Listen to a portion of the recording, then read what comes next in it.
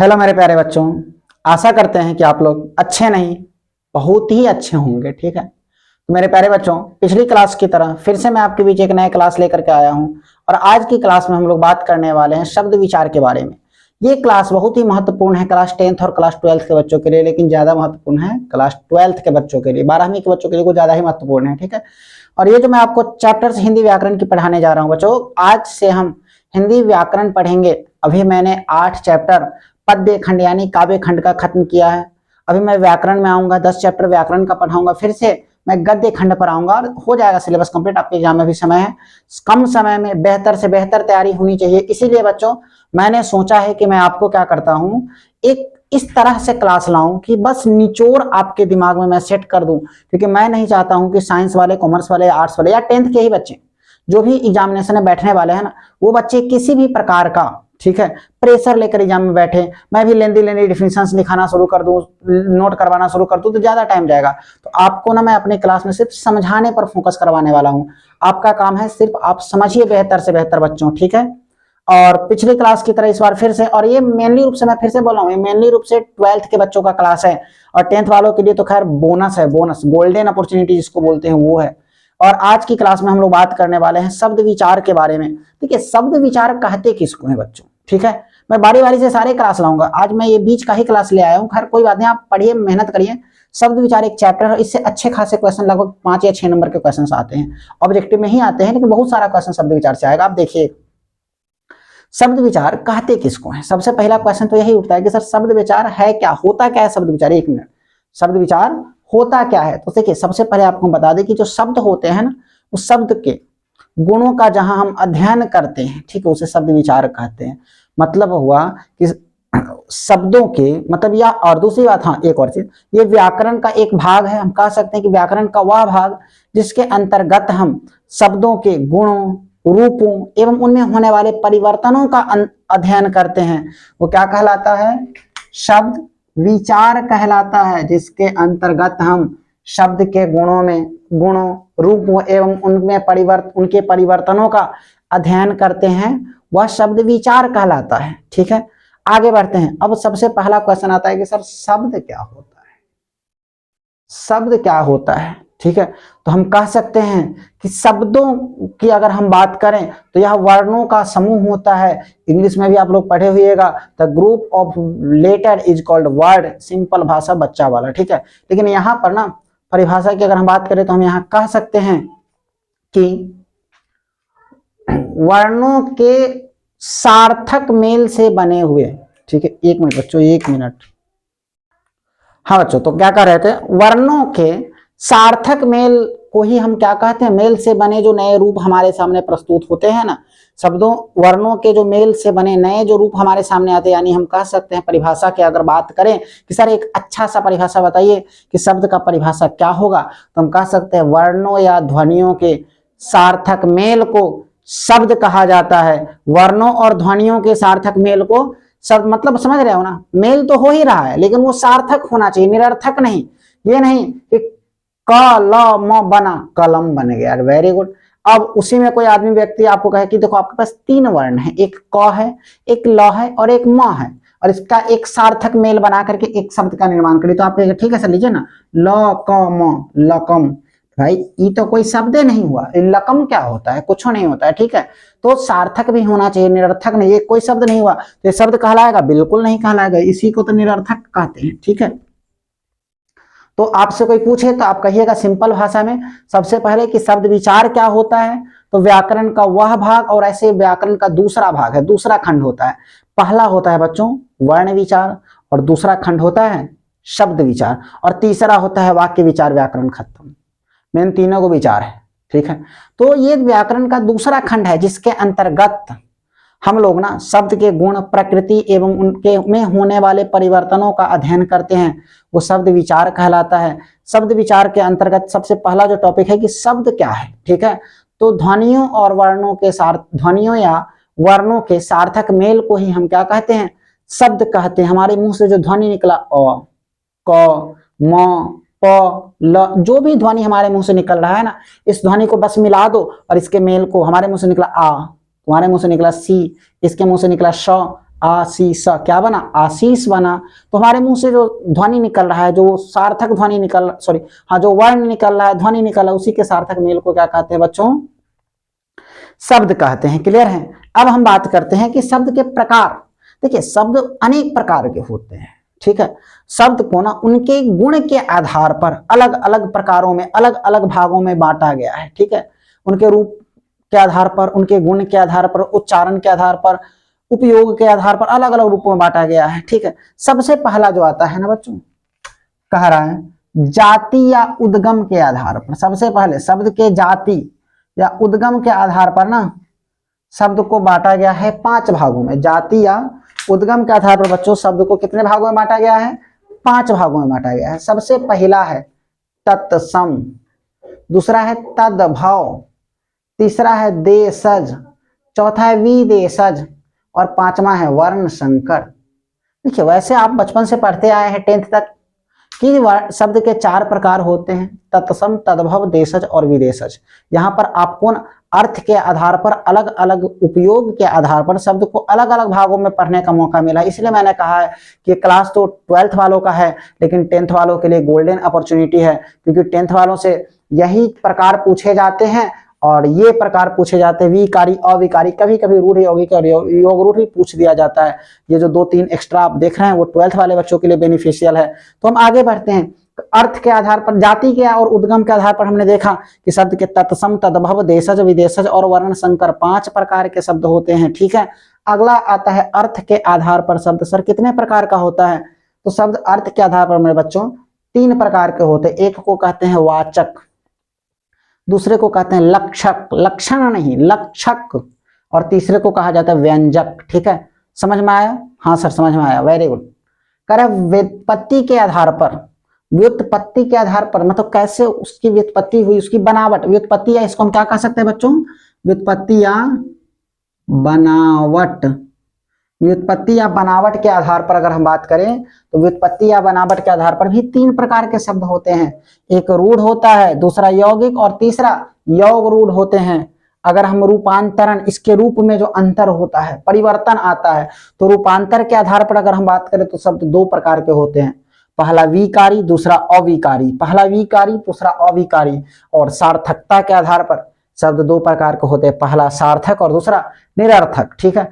देखिए सबसे पहले बच्चों आज की क्लास में ना हम आपको बताएंगे, समझाएंगे केवल इन शब्दों के बारे में, यानी कि शब्द के पहले प्रकार के बारे में, ठीक है। मैं लंबा चौड़ा वीडियो नहीं लाता हूं, आप भी जानते हैं, छोटा छोटा वीडियो आता है 10 मिनट 12 मिनट का, ताकि आपको पढ़ करके ना बोरिंग फील ना हो। आप आइए 10 मिनट का टाइम निकालिए, कभी भी 10 मिनट, मतलब ब्रश कर रहे हैं 10 मिनट का एक वीडियो देख लिया, अच्छा ये सर बोल रहे हैं क्या, अच्छा ऐसे ऐसे ऐसे समझ में आ गया सारी की सारी चीज, तो ब्रश में करते टाइम में आप पढ़ लीजिएगा। तो मैं ऐसा ऐसा आपको वीडियो बना करके दे रहा हूँ, पता चले मैं 1 घंटे का 2 घंटे का वीडियो बनाऊंगा, आपको भी बोरिंग लगने लगेगा, उतना उधर बैठने में भी कौन जाएगा, उतना बैठे, एग्जाम का टाइम है और विषय भी तो देखना है। जब 10 मिनट में ही काम बन रहा है तो क्यों 1 घंटे में दिमाग खराब करें, ठीक है। तो आइए, कह रहा जाति या उद्गम के आधार पर शब्द के प्रकार, तत्सम, तद्भव, देशज, विदेशज और वर्ण संकर। सबसे पहला जो है बच्चों तत्सम आता है। देखिए तत्सम वैसे शब्द को कहते हैं जो संस्कृत के हैं और हिंदी में प्रयोग किया जाता है, यानी वैसे शब्द जो संस्कृत के होते हैं लेकिन उनका प्रयोग कहाँ करते हैं, हिंदी में करते हैं, उन शब्दों को तत्सम कहा जाता है। आप कहिएगा सर कैसे, देखिए ऐसे।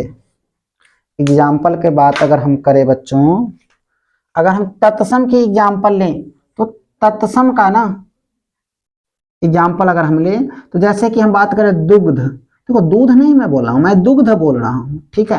मैं क्या बोल रहा हूं, दुग्ध बोल रहा हूं। दुग्ध कौन सा शब्द है, संस्कृत का शब्द है कि हिंदी का, तो नामे से दिखने से ही लग रहा है दुग्ध, दुग्ध क्या है, संस्कृत का शब्द है, क्या है, संस्कृत का शब्द है, इसका हिंदी अर्थ होता है दूध, तो ये क्या कहलाएगा, तत्सम कहलाएगा। अगर हम बात करें बच्चों, अगर हम बात करें यज्ञ,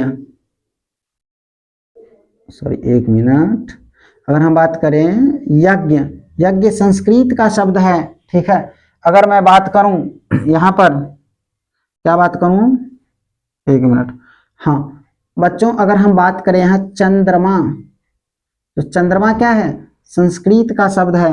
तो जो संस्कृत के जितने भी सारे शब्द होंगे ना वो सारे के सारे शब्द क्या कहलाएंगे, तत्सम कहलाएंगे। हम कह सकते हैं कि सर संस्कृत वाले सारे शब्द तत्सम कहलाएंगे, जी बिल्कुल, संस्कृत के सारे शब्द क्या कहलाएंगे, तत्सम कहलाएंगे। अब आते हैं तद्भव की ओर। तद्भव किसे कहते हैं? देखिए शब्द ये भी संस्कृत के ही थे, लेकिन धीरे धीरे ना ये रूप अपना बदल करके परिवर्तित होकर के आ गए हमारे हिंदी में। हम कह सकते हैं वैसे शब्द जो संस्कृत से हिंदी में परिवर्तित हो चुके हैं उन शब्दों को हम तद्भव कहते हैं। ठीक है, संस्कृत से क्या हो चुके हैं? एक मिनट बच्चों, कौन महान व्यक्ति हैं? हाँ बच्चों, तो कहा थे, हाँ वही कह रहे थे कि वैसे शब्द जो संस्कृत से रूपांतरित कहाँ हो गए हैं? हिंदी में हो गए हैं। उन शब्दों को क्या कहा जाता है? तद्भव। जैसे हमने दूध कहा, दूध का रूपांतरण हुआ है, सॉरी दुग्ध का रूपांतरण हुआ है दूध। ठीक है, यज्ञ का वही होता है, यज्ञ का तो यही होता है शायद। और चंद्रमा, चंद्रमा का रूपांतरण हुआ है चांद में। चंद्रमा का रूपांतरण कहाँ हुआ है? चांद में हुआ है। और भी बहुत सारे ऐसे ऐसे शब्द हैं बच्चों जिनका क्या हुआ है? प्रातः, प्रातः, प्रात का रूपांतरण हुआ है सुबह में। सुबह भी क्या है? सुबह भी क्या है? तद्भव है। यानी जो क्या हुआ है? रूपांतरित होकर के, जो संस्कृत से रूपांतरित होकर के हिंदी में आए हैं उन शब्दों को हम क्या कहते हैं? तद्भव कहते हैं। देखिए मैं आपको तत्सम और तद्भव के बीच अंतर निकालने का ना एक ट्रिक बताता हूं। ये ट्रिक आप याद कर लीजिएगा तो आप तत्सम। अच्छा एक बात बताते हैं बच्चों, मैं ना क्या करता हूं, यहां से यहां तक इन चीजों को मिटा दे रहा हूं। किसी को अगर नोट करना है या स्क्रीनशॉट लेना है तो आप ले सकते हैं।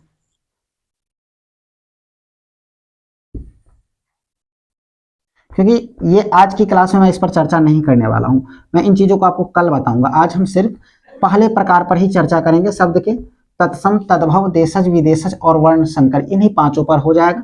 ठीक है, तो मैंने क्या किया, इसको क्लीन कर दिया। और एक मिनट का समय दीजिए बच्चों थोड़ा सा मुझे।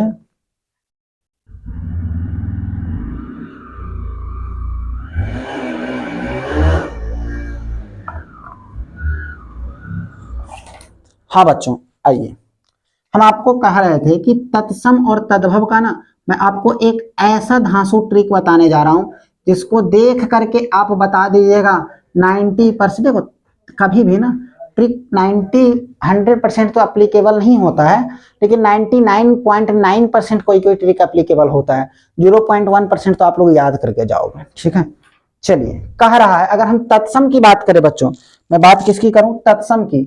अगर इसमें त्र होगा, ज्ञ होगा और श होगा, ये तीन बातें हम करते हैं, त्र, श और एक मिनट बच्चों। हाँ बच्चों देखिए, मैं आपको कहूं कि अगर हम बात करें तत्सम और तद्भव को पहचानने का ट्रिक, तो यहां पर क्या होता है, तत्सम की अगर बात करें ना तो तत्सम में बच्चों त्र होगा, ज्ञ होगा और क्ष होगा। ये तीन वर्ण आपको जिस शब्द में दिख जाए आप आंख बंद करके समझ जाएगा वो क्या है, संस्कृत का शब्द है, वो तत्सम होगा। जैसे छात्र, छात्र में हमने देखा यहां पर बच्चों क्या है? त्र है। छात्र में क्या है? एक मिनट, छात्र में बच्चों त्र है, तो ये त्र जब ये है तो ये क्या हो गया? तत्सम। ज्ञानी में ज्ञ है, ये तत्सम। क्षत्रिय में क्ष है, ये तत्सम। और हाँ पहली बात तो ये है कि त्र, क्ष और ये त्र, ज्ञ और क्ष रहेगा, ये तीन वर्ण रहेंगे, तीन वर्ण रहेंगे तो क्या कहलाएगा?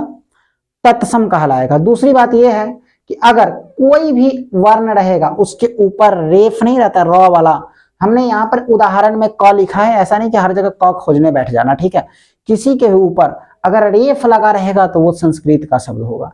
किसी में अगर क्री, ये री नीचे लगा रहेगा ना, वो संस्कृत का शब्द रहेगा। किसी में अगर र, जैसे ये आश्रम, ठीक है, क्रम, क्रमागत, ठीक है, जैसे यहाँ पर नहीं कहते क्रम, ये सब शब्द जिसमें ये लगा हुआ है ना, ये वाला र वाला, वो क्या कहलाएंगे? तत्सम संस्कृत के शब्द कहलाएंगे।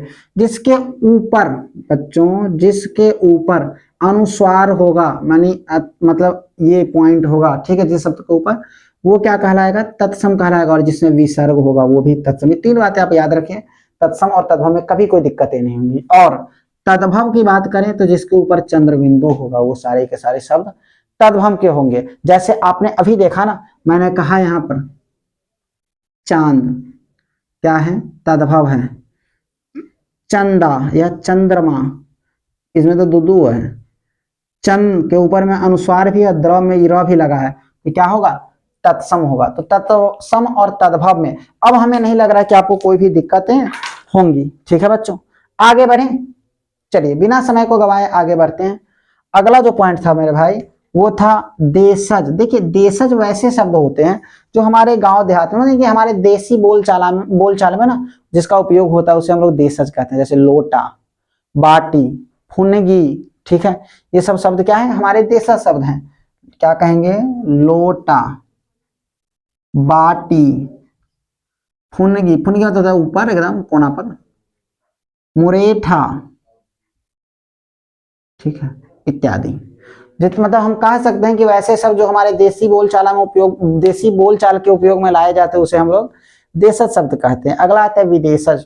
वैसे शब्द जो विदेश से आए हैं और हम लोग उसका उपयोग करते हैं वो विदेशज। जैसे ट्रेन, ये कहाँ से आया है, अमेरिका, इंग्लैंड से आया है, ये अंग्रेजी वर्ड है। ठीक है, अंग्रेजी तो विदेश से ही आया ना, इंग्लैंड का देन है। ठीक है, तो और हम लोग अंग्रेजी में ट्रेन ही कहते हैं, अधिकतर यूज में क्या कहते हैं, टिकट लेना है भाई, उसका हिंदी अर्थ टिकट नहीं कुछ और होता है। ठीक है, पास बनवाए हो क्या, पास का हिंदी कुछ और होता है, लेकिन इंग्लिश वर्ड का हम लोग यूज करते हैं। बहुत सारे ऐसे भाषाएं हैं। ठीक है, जैसे नेट्रियम, नेट्रियम में Na होता है, रसायन उसका संकेत। ठीक है, वैसे उसका मतलब सोडियम होता है, लेकिन आज हम Na ही लिखते हैं क्योंकि नेट्रियम का ही यूज होता है। ठीक है, तो वो चीज है, कुछ लैटिन भाषा है, कुछ ग्रीक भाषा है। ठीक है, जैसे एसिड, एसिड की उत्पत्ति हुई है एसिडस से। एसिडस क्या है, एक लैटिन भाषा है। ठीक है, तो अलग अलग देश के भाषाओं का हम उपयोग करते हैं बच्चों, और अलग अलग देश के भाषाओं का उपयोग हम अपने देश में करते हैं। वो विदेश से जो भाषाएं आए हैं उसे विदेशज कहते हैं। और अगला आता है वर्ण संकर। दो भाषाओं के मेल से जो नए शब्द बनते हैं उसे वर्ण संकर कहते हैं। इसमें जो वर्ण होंगे ना वो अलग अलग भाषाओं के होंगे। जैसे रेलगाड़ी। अच्छा, देशज और विदेशज समझ में आया।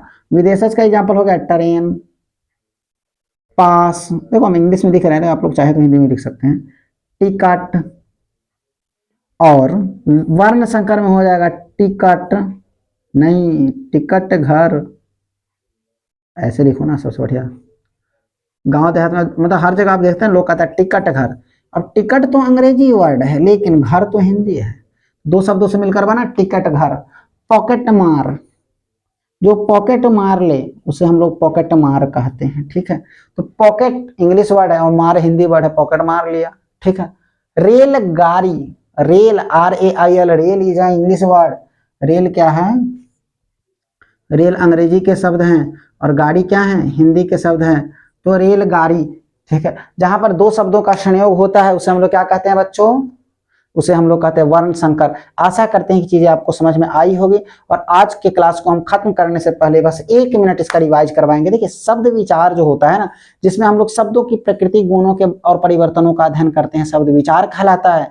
शब्द ध्वनियों और वर्णों के समूह को हम लोग क्या कहते हैं, या सार्थक मेल को हम लोग क्या कहते हैं, शब्द कहते हैं। शब्द के अलग अलग भेद होते हैं। सबसे पहला भेद जो आज हमने पढ़ा वो जाति या उद्गम के आधार पर हमने पढ़ा है। जाति और उद्गम के आधार पर शब्द 5 प्रकार के होते हैं, तत्सम, तद्भव, देशज और विदेशज। तत्सम ऐसे शब्द को कहते हैं जो संस्कृत के हैं लेकिन हिंदी में यूज होते हैं। तद्भव ऐसे शब्द को कहते हैं जो संस्कृत के थे अब बदल करके, रूपांतरित होकर के आ गए हिंदी में। देशज हमारे देसी बोलचाल में जो बोला जाता है उसको देशज कहते हैं। विदेश से का जो भाषा है, विदेशी भाषाओं का जो यूज करते हैं वो विदेशज कहलाता है। जो 2-3 भाषाओं से मिल करके बना है उसे हम लोग वर्ण संकर कहते हैं। तत्सम और तद्भव पहचानने का सबसे शॉर्ट ट्रिक कि जहां पर त्र, क्ष और छ होगा उसे हम लोग तत्सम कहेंगे। जहां पर किसी शब्द के, किसी वर्ण के या शब्द के ऊपर में रेफ लगा होगा, नीचे री लगा होगा, र लगा होगा, इन सबको हम लोग क्या कहेंगे, तत्सम कहेंगे। जहां पर ऊपर में अनुस्वार होगा या विसर्ग होगा उसे हम लोग तत्सम कहेंगे। तद्भव इसके अलावे जो बच जाएगा 95% चीजों को हम तद्भव कहेंगे। क के ऊपर अगर किसी भी अंक के ऊपर अगर वो है, किसी भी शब्द के ऊपर, किसी भी शब्द या वर्ण के ऊपर, किसी भी शब्द या वर्ण के ऊपर अगर चंद्रमा है, चंद्रबिंदु है, तो वो तद्भव के शब्द कहलाएंगे। और आशा करते हैं कि आपको ना ये चीजें जाति के आधार पर सारे के सारे शब्द के प्रकार आज अच्छे से समझ में आ गए होंगे। अगली क्लास में बच्चों हम फिर से एक नए वीडियो के साथ आपके बीच आएंगे और उसमें हम लोग बात करेंगे किसी अगली नई चीजों के बारे में। तो आज के लिए ना हम फिलहाल इतना ही क्लास को रहने देते हैं, मिलते हैं अगली क्लास में। आपका दिन शुभ हो बच्चों, बहुत बहुत